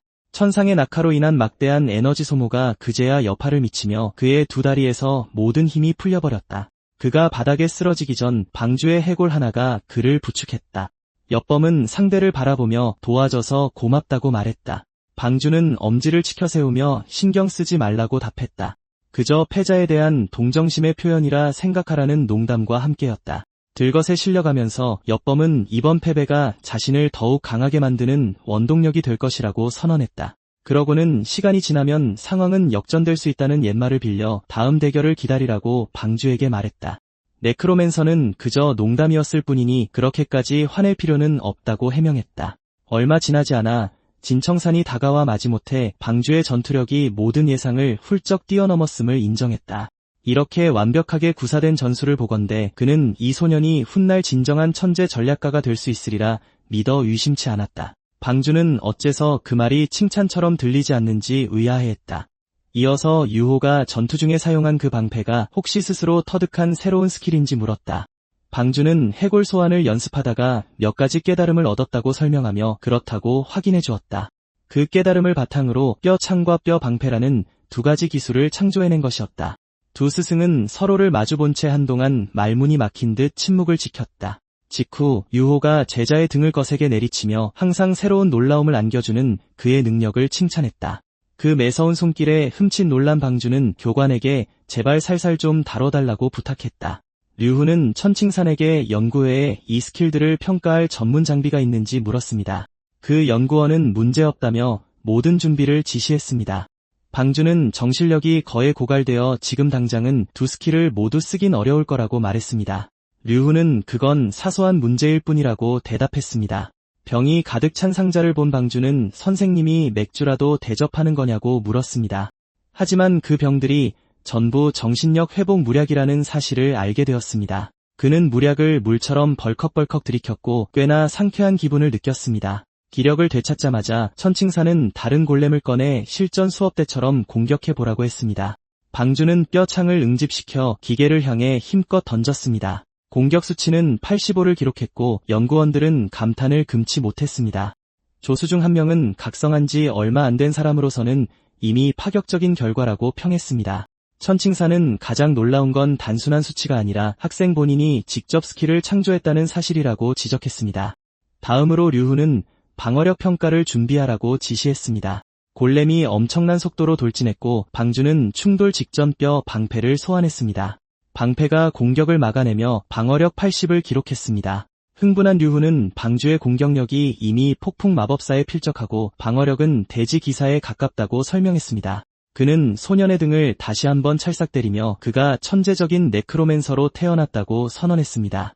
방주는 선생님께 그만 좀 때리라고 부탁했습니다. 남들이 보면 강제로 스탯을 올리려는 줄 알겠다고 덧붙이면서요.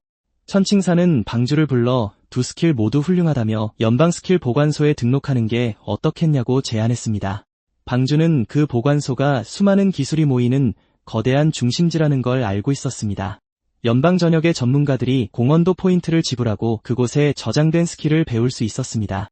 천칭산은 연구회에 보관소 분점이 있으니 방주가 당장 이용할 수 있다고 설명했습니다. 소녀는 즉시 수락했습니다. 입구에 도착하자 류훈은 스킬을 등록하고 받은 포인트로 방주가 필요한 다른 스킬을 얻을 수도 있다고 설명했습니다. 방주는 감사를 표하고 안으로 들어갔습니다. 처음에 그는 짙은 어둠만을 마주했고 이곳이 정말 도서관이 맞는지 의구심이 들었습니다. 이내 여러 개의 조명이 켜지며 선반, 책, 마법 단말기로 가득 찬 거대한 구조물이 모습을 드러냈습니다. 방주는 연방 스킬 보관소의 규모에 경악했습니다. 그가 알고 있는 거의 모든 기술을 그곳에서 찾을 수 있었습니다. 빛나는 구체에 다가가 그는 뼈 창과 뼈 방패를 등록했습니다. 시스템은 두 항목이 정상적으로 등록되었음을 확인하고 그에게 공헌도 200포인트를 지급했습니다. 게다가 창작자인 방주는 다른 전문가가 이 스킬들을 구매할 때마다 비용의 50%를 받을 수 있었습니다. 그에게 그것은 안정적인 새로운 수입원이 생겼다는 의미였습니다. 보관소에 출입하는 것 자체가 힘들었기 때문에 그는 스킬 한두 개만 얻고 떠나지는 않겠다고 다짐했습니다. 방주는 새로운 추론의 토대가 될 만한 스킬들을 찾기 시작했습니다. 스켈레톤 훈련법을 분석하던 중 시스템은 영혼력 100을 소비하여 스켈레톤 명상법을 업그레이드할 수 있다고 감지했습니다. 두 번 생각할 것도 없이 방주는 수락했습니다. 극도로 강력한 죽음의 기운이 그의 주위로 퍼져나갔습니다. 그의 의식 속에서 왕좌에 앉은 스켈레톤 킹이 나타났습니다. 그 형상은 흑금비 책을 들고 그를 향해 손을 뻗었습니다. 시스템이 업그레이드 완료를 알리는 동안 방주는 책을 건네받으며 이게 정말 자신을 위한 것인지 궁금해했습니다. 책을 펴자 페이지가 저절로 넘어가기 시작했고 방대한 양의 지식이 그의 머릿속으로 직접 전송되었습니다. 그의 예전 명상법이 스켈레톤 군주 명상법으로 진화한 것입니다. 명상법. 이 개량된 버전은 그의 명상 속도를 100% 증가시켰고 모든 언데드 계열 스킬을 강화했습니다. 방주는 자신의 영혼력이 아주 유용하게 쓰였다는 사실에 기뻐했습니다.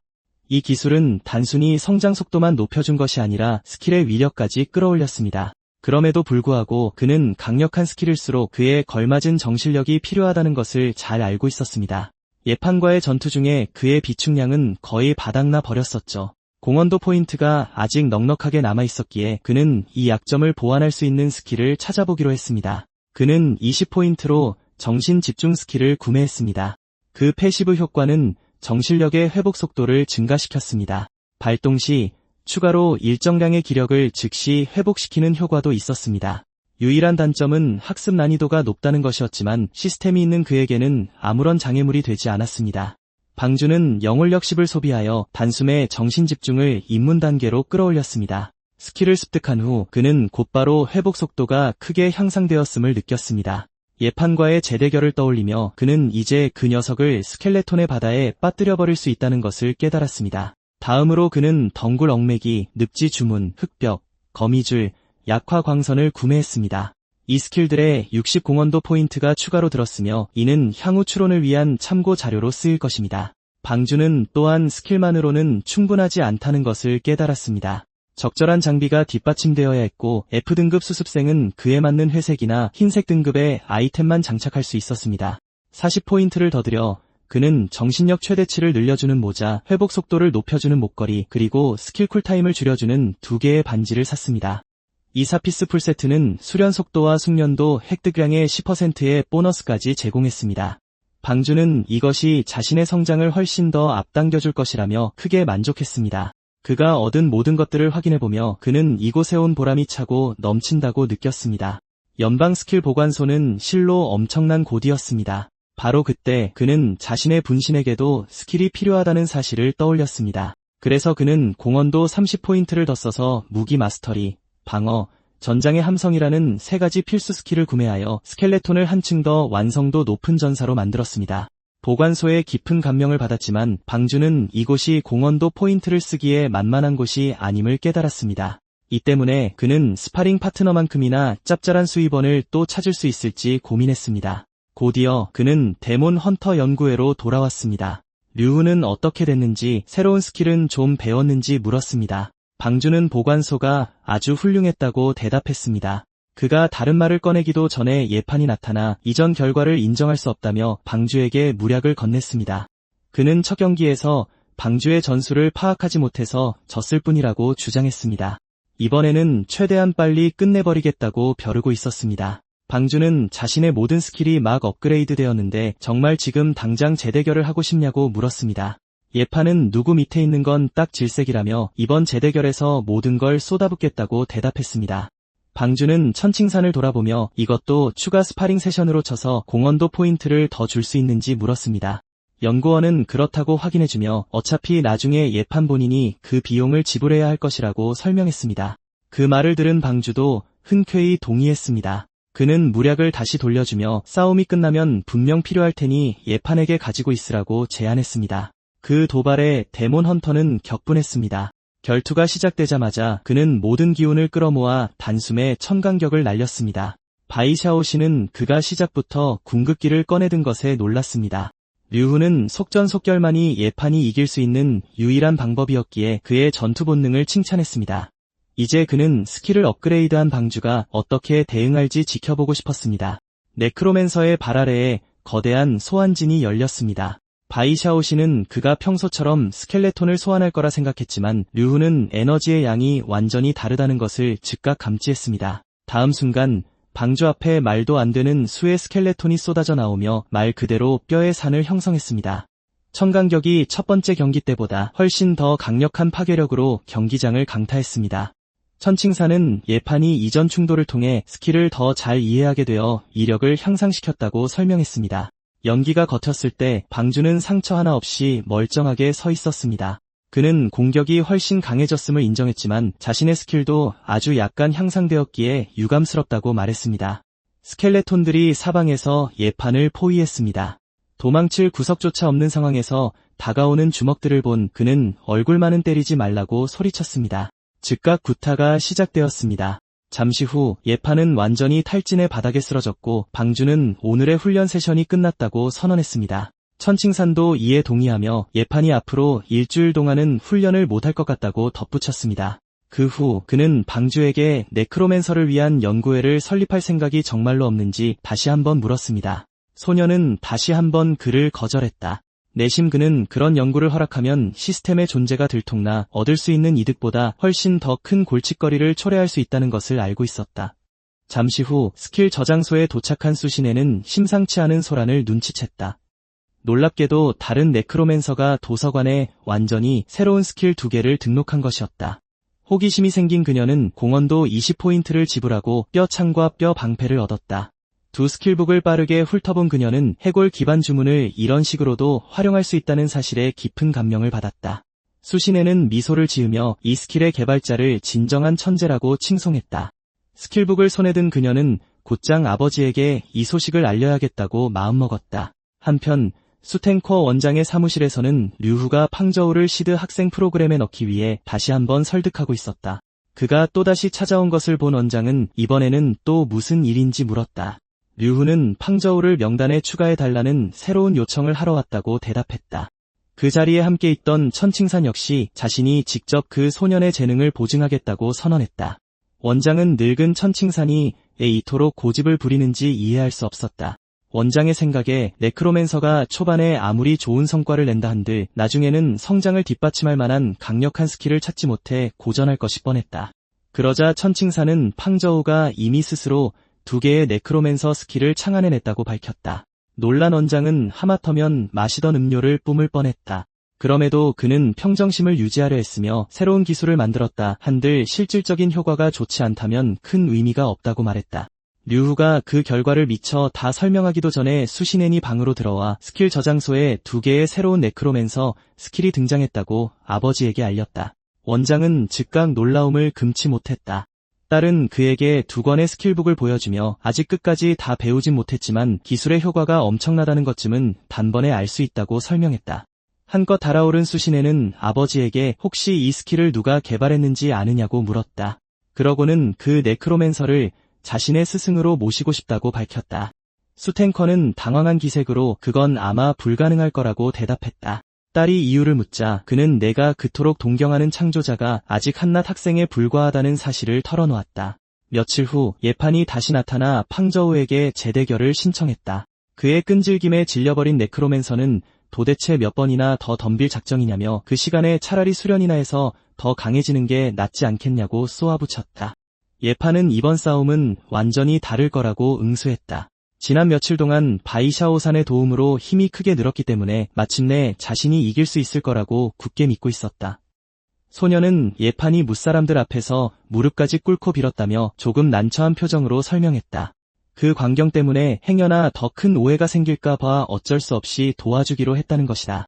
팡저우는 바이샤오산이 어떻게 그의 힘을 그토록 단기간에 끌어올려 주었는지 궁금했다. 소녀는 며칠 전 자다가 자장가라는 매우 유용한 서포터 스킬을 깨우쳤다고 설명했다. 이 기술은 정신력 회복 속도를 높여줄 뿐만 아니라 명상과 훈련의 효과까지 대폭 증폭시켜 주었다. 하지만 하루에 딱 3번만 사용할 수 있었다. 예판은 이 스킬의 효과를 선점하기 위해 일주일에 공원도 2포인트를 지불한다고 밝혔다. 그 말을 들은 팡저우는 이 녀석이 정말 평생 빚만 갚으며 살 작정인지 의아해했다. 데몬 헌터는 이제 널 쓰러뜨릴 자신이 있다며 다시 한번 으름장을 놓았다. 하지만 팡저우는 명상 효과 증폭에 더 큰 흥미를 느꼈고 자장가가 자신의 해골 분신에게도 통할지 호기심이 일었다.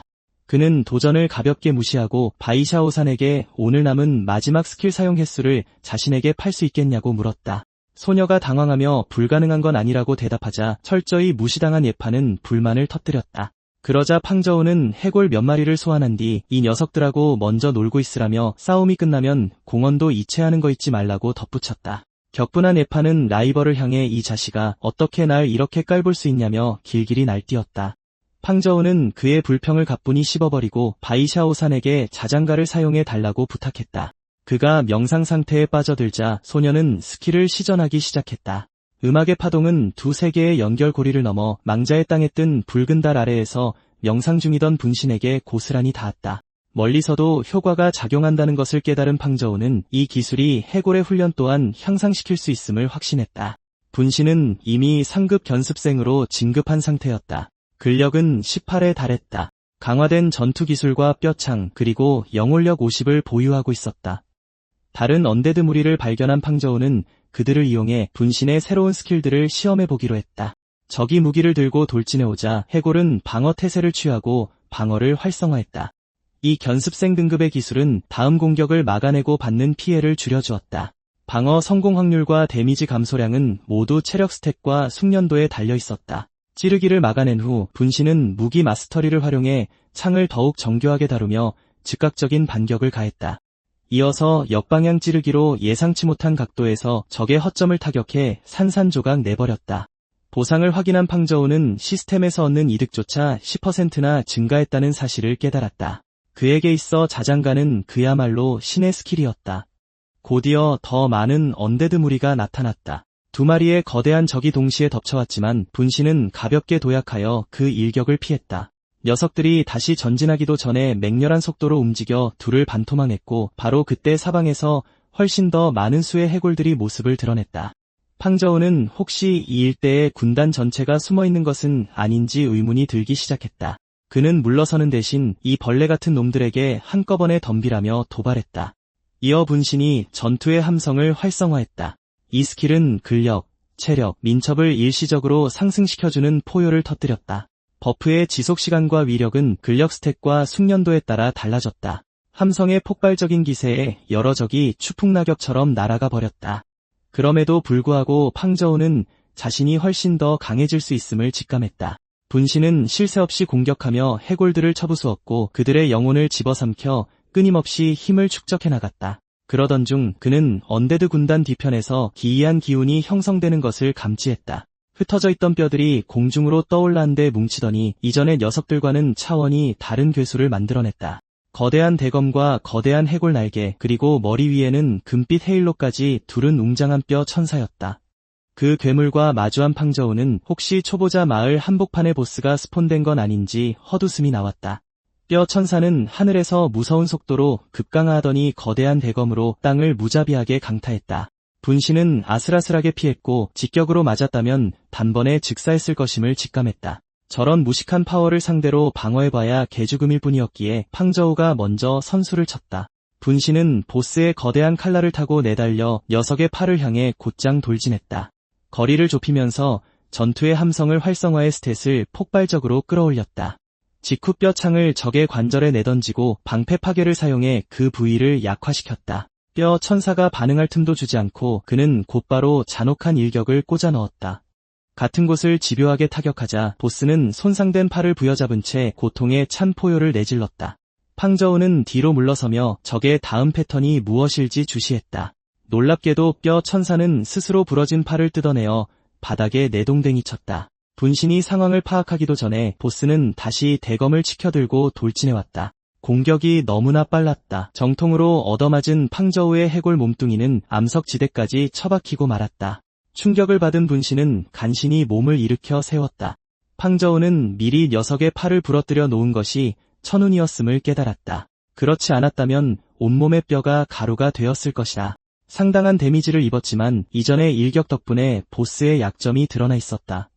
녀석의 몸속의 일렁이는 영혼의 불꽃 일부가 노출된 것이다. 바로 그때 섬뜩한 녹색 에너지가 뼈 천사를 감쌌다. 팡저우가 대체 무슨 짓을 하려는 건지 파악하기도 전에 녀석은 맹렬한 속도로 회전하며 거대한 칼날 회오리로 변해버렸다. 상황은 최악으로 치달았다.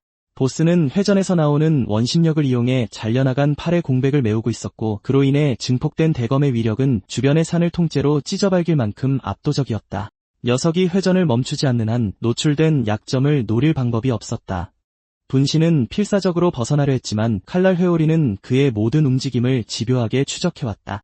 이 뼈조각 더미가 도대체 어디서 이런 징글징글한 투지를 얻었는지 경악하며 계속 뒤로 물러서던 그는 결국 벼랑 끝에 몰려 더 이상 도망칠 곳조차 없어졌다. 뒤를 돌아보자 보스가 끔찍한 속도로 숨통을 조여오고 있었다.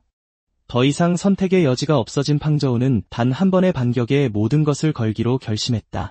회전하는 칼날에서 뿜어져 나오는 풍압만으로도 뼈를 깎고 살을 도려낼 만큼 예리했다. 그렇기에 그는 온 신경을 집중하여 회전의 리듬을 예리하게 분석하기 시작했다. 모든 움직임을 분석한 끝에 그는 마침내 빈틈을 찾아냈다.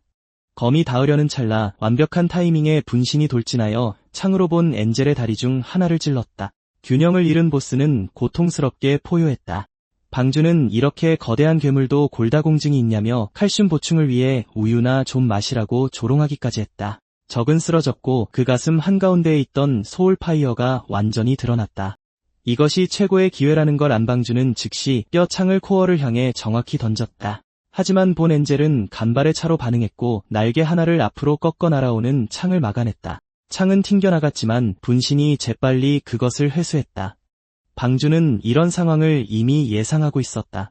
어쨌든 저 거대한 날개는 장식용이 아니었지만 그의 시스템 역시 마찬가지였다. 그는 즉시 융합 면역을 시작해 거미줄의 속성과 해골 무장을 결합했다. 두 기술을 분석한 끝에 시스템은 뼈 사슬이라는 완전히 새로운 스킬을 창조해냈다. 이 스킬은 언데드의 만화를 단단한 뼈 사슬로 압축시켜 대상을 포박하고 움직임과 반응 속도를 제한할 수 있었다. 사슬의 강도와 지속시간, 시전 범위는 그의 정신력 스탯과 스킬 숙련도에 따라 달라졌다. 방주는 연역을 통해 다른 직업의 스킬 특성을 가져와 훨씬 더 강력한 언데드 기술로 바꿀 수 있다는 사실을 확인하고 기뻐했다. 본 엔젤이 다시 공격을 준비하자 방주는 하늘을 나는 게 그렇게 좋냐고 물으며 똑바로 손가락을 가리켰다. 푸르게 빛나는 사슬들이 보스 주위에 나타나 팔과 다리 그리고 날개를 단단히 휘감았다. 완전히 포박당한 본 엔젤은 공중에서 통제력을 잃고 바닥에 격렬하게 처박혔다. 분신은 적이 완전히 움직이지 못할 때까지 사슬을 계속해서 잡아당겼다. 창을 치켜든 방주는 사슬에서 벗어나려 발버둥 칠수록 더 꽉 조여들 뿐이니 저항하지 말라고 경고했다. 그는 적에게 반격할 틈조차 주지 않고 돌진하여 최후의 일격을 가했다. 창이 본 엔젤의 몸을 꿰뚫으며 전투가 끝이 났다. 보스가 남긴 거대한 소울파이어를 수확하며 방주는 기꺼이 그 힘을 받아들였다.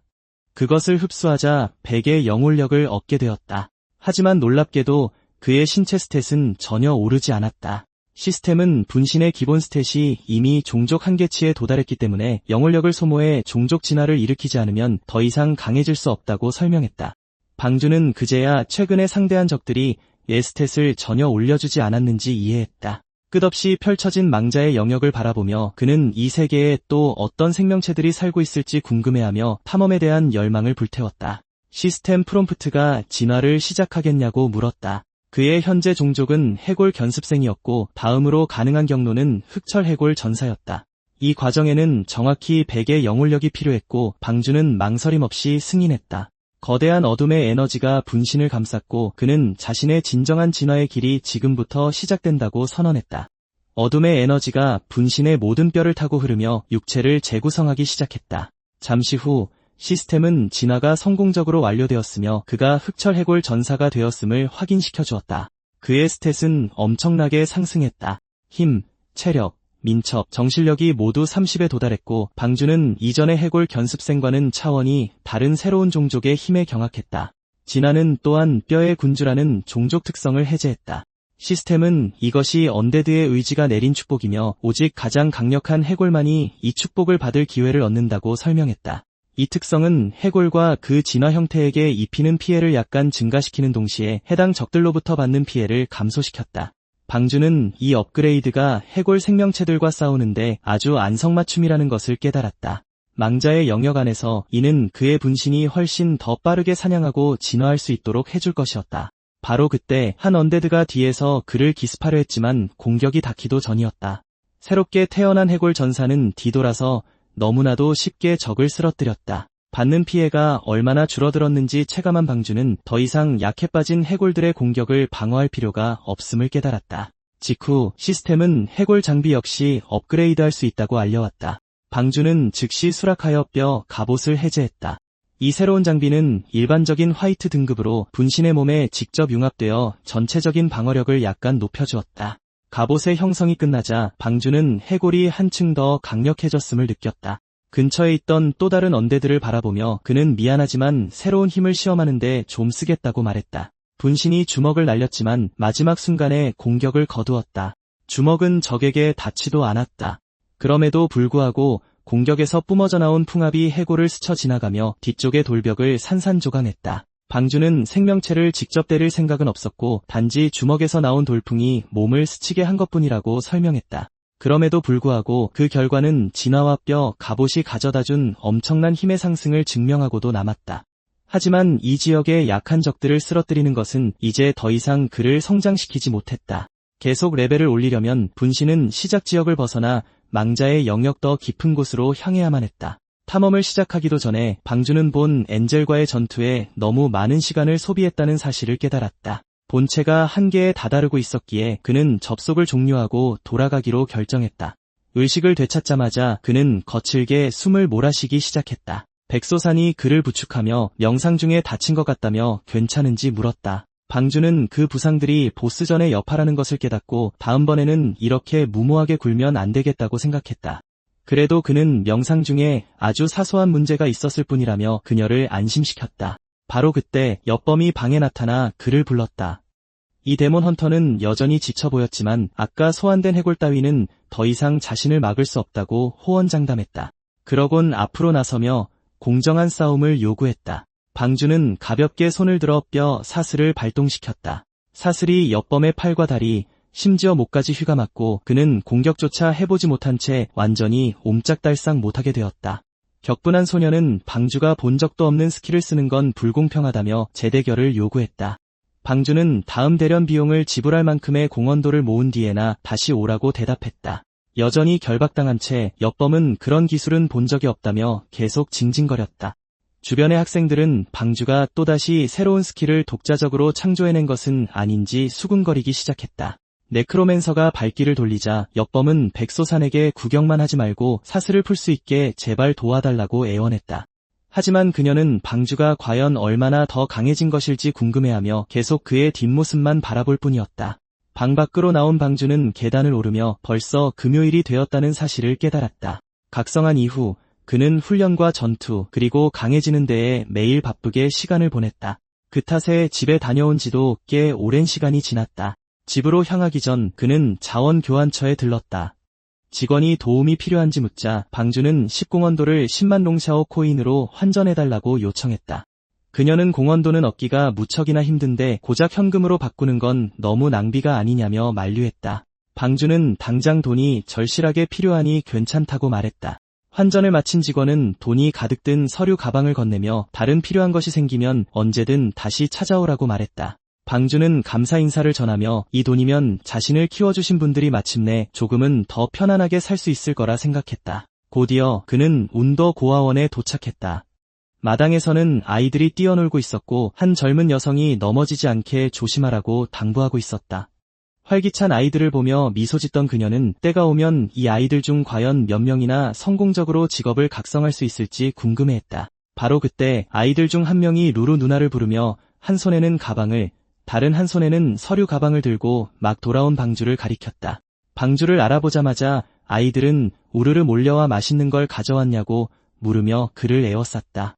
루루는 방주 오빠가 이제 막 도착했는데 벌써 간식부터 찾느냐며 욕심부리는 아이들을 장난스레 꾸짖었다. 방주는 미소를 지으며 모두가 먹을 만큼 충분히 가져왔으니 괜찮다고 말했다.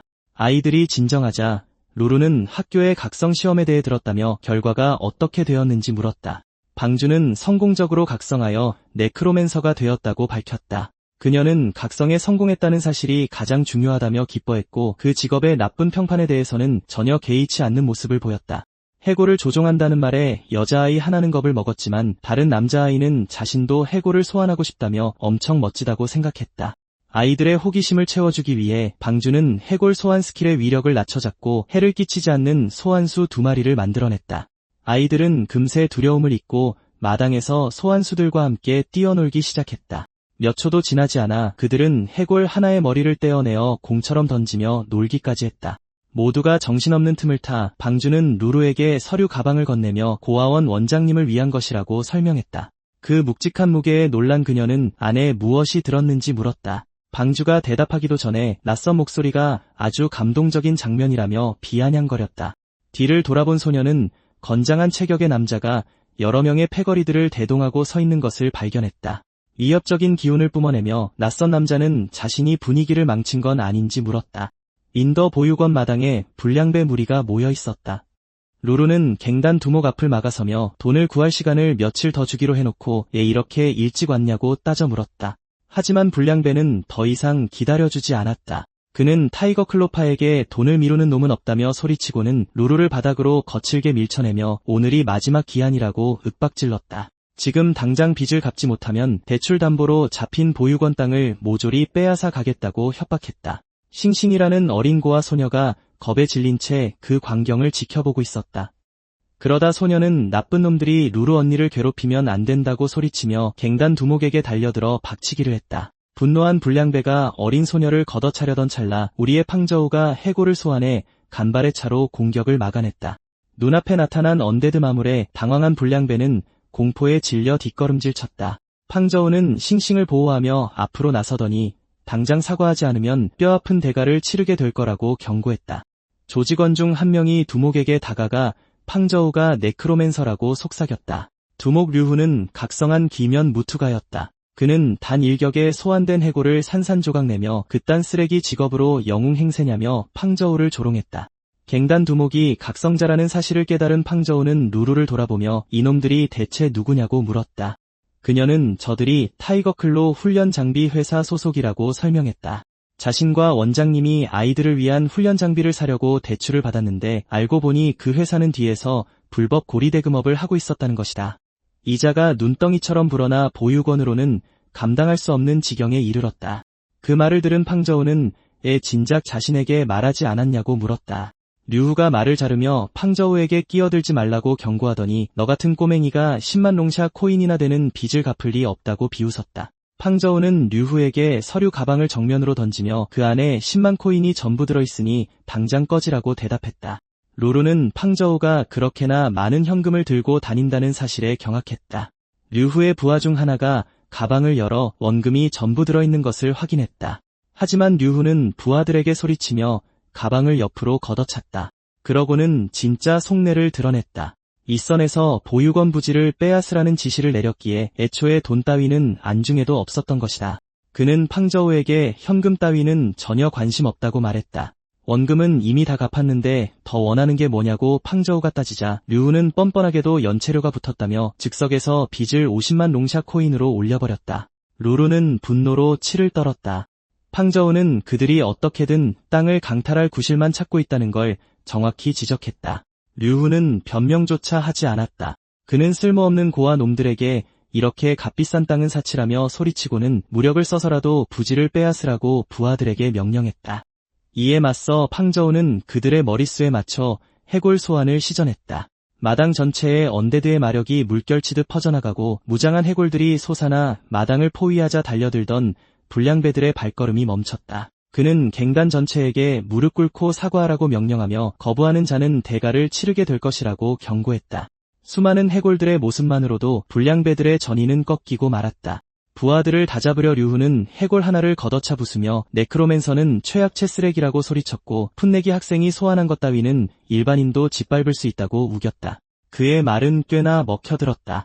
더 많은 조직원들이 담장을 넘어 고아들을 내쫓기 위해 마당으로 몰려들었다. 싱싱은 울음을 터뜨리며 제발 누구든 살려달라고 애원했다. 그 모습에 팡저우의 눈빛이 싸늘하게 식었다. 그는 놈들이 선을 넘었다고 경고하며 해골들을 전투에 투입했다. 조직원들은 언데드 병사들을 포위하고는 그 앙상한 뼈대를 조롱하며 손쉬운 승리를 예상했다.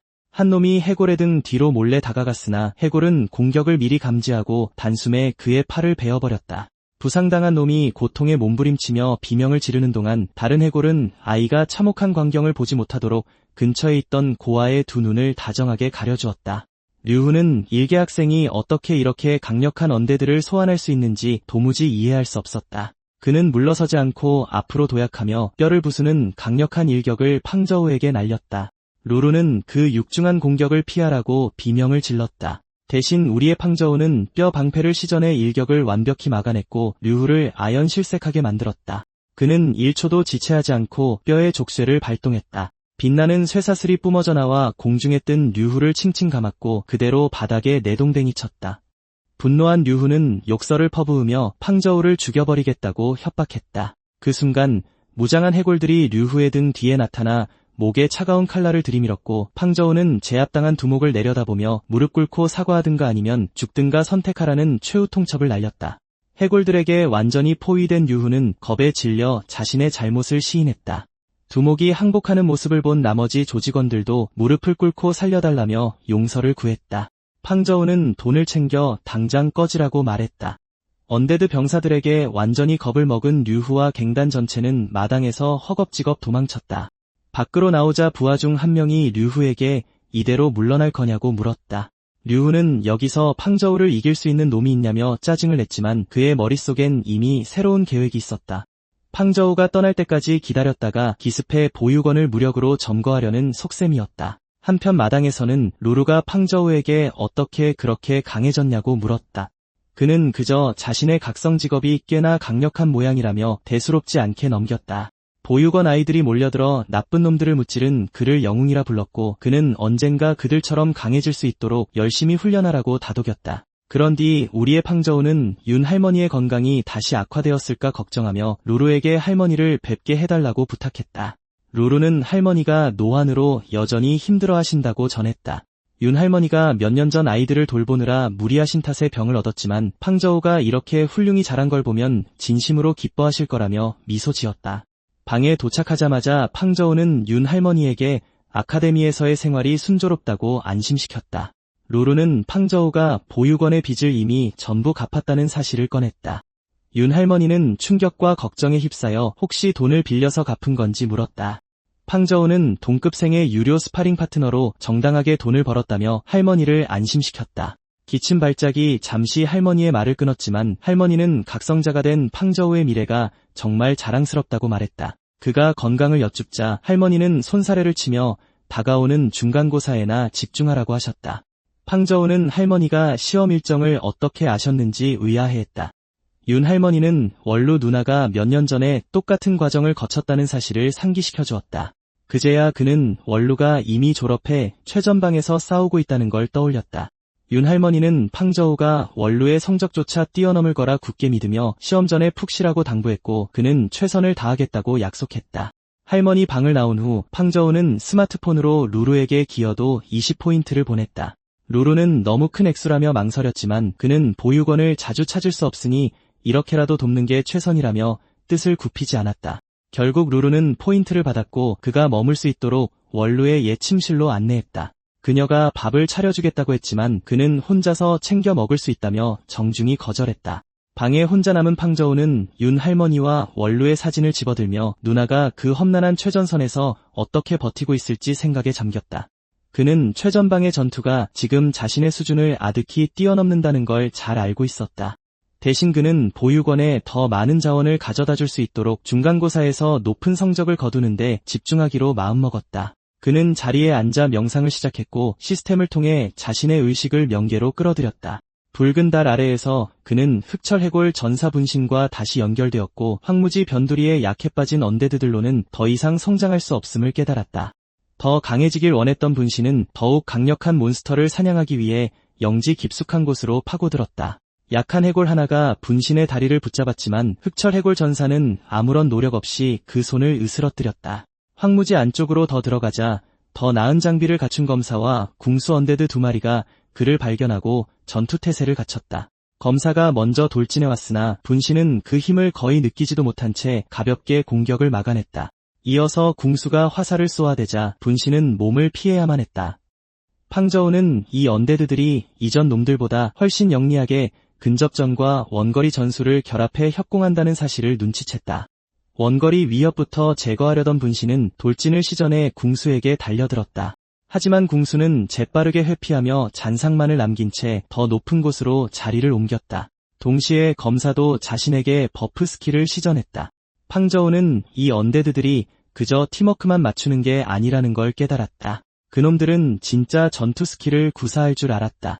검사가 방패 밀치기로 파고든 뒤 잔상 타격을 연계하는 동안 궁수는 매섭게 화살을 쏟아냈다. 분신은 눈 깜짝할 새 검사를 베어버리고 영혼의 불꽃을 흡수해 체력 0.3과 영혼력 0.3을 얻었다. 쓰러진 검사의 방패를 집어든 분신은 날아오는 궁수의 맹공을 막아냈다. 그런 뒤 반격에 나서 뼈창을 던졌고 그것은 궁수를 그대로 꿰뚫어 산산조각냈다. 녀석의 소울파이어를 흡수하자 민첩성 0.3과 영력 0.3이 추가로 상승했다. 그는 방금 전에 치열했던 전투를 다시금 떠올렸다. 망자의 황무지는 그가 처음 짐작했던 것보다 아득히 깊고 훨씬 더 위험한 곳이었다.